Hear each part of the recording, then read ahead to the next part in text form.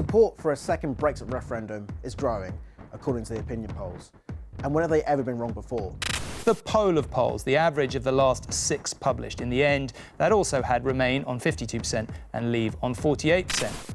OK, true, they got that one wrong, and the recent elections, so yes, opinion polls come with more than a pinch of salt these days, but this recent one did gain attention, as it suggested more people now want to vote on the final terms of the Brexit deal than those who definitely don't. 250,000 people have also signed a People's Vote petition arguing we're heading for such a botched Brexit, their words, that the public must have a final say. Patrick Stewart's on board, Gary Lineker says it's more important than football, and those who use the wield power also endorse the idea.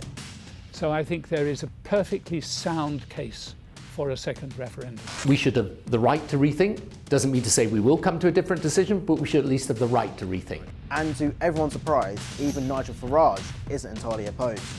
So maybe, just maybe, I'm reaching the point of thinking that we should have a second referendum. If we had a second referendum on EU membership, we'd kill it off for a generation. Well, I never thought I'd say this, but I, on this occasion, agree with Nigel. But then there are two notable people who don't agree with Nigel or the arch Remainers, Theresa May and Jeremy Corbyn.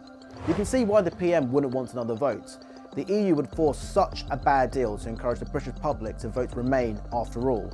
But what about Corbyn? We are not supporting or calling for a second referendum. Despite large support among party members for a second vote, he doesn't want to anger Labour voters that backed Leave.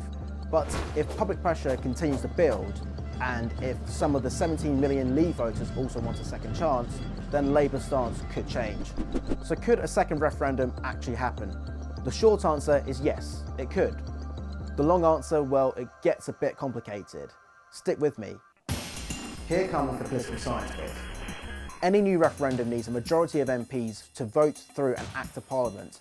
There aren't enough in favour at the moment, but if MPs do ultimately reject the deal, which is perfectly possible as it stands, we could end up in a constitutional crisis.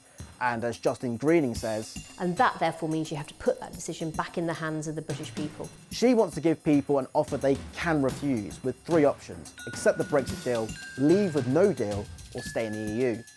And to avoid 34% being a winning number, she'll give voters first and second preferences.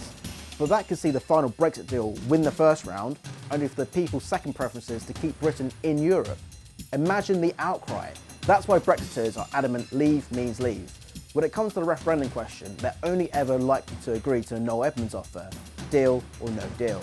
But even once the wording's agreed, there's the problem of time. The Electoral Commission calls for 6 months between legislation being passed and the referendum being held, which means a second vote could be set for a date after we're scheduled to leave. So we need to persuade the EU to delay the countdown clock, which would surely mean extra concessions and more negotiations, and we go on and on.